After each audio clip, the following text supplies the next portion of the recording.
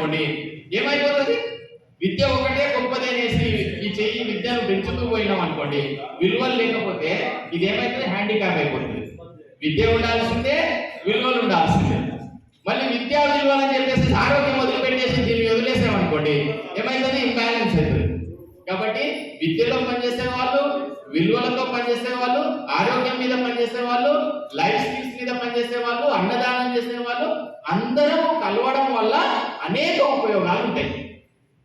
అది దాన్ని బ్రేక్ చేయాలని ఆలోచించిందే వికాస్ వీళ్ళందరూ ఆలోచించిందే సంఘమిత్ర.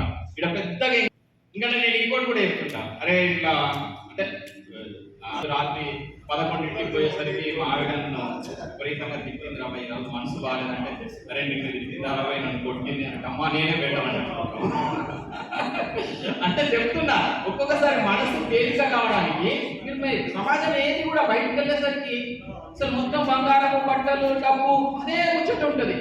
అంటే మనకు భగవంతుడు మన 3 పూటలు 3 తరాల వరకు ఇబ్బంది లేని వాళ్ళు ఎంతో మంది ఉన్నారు. 3 పూటలు 3 తరాల వరకు ఇబ్బంది లేనప్పుడు ఎదుటి వాళ్ళకి సాయం చేసే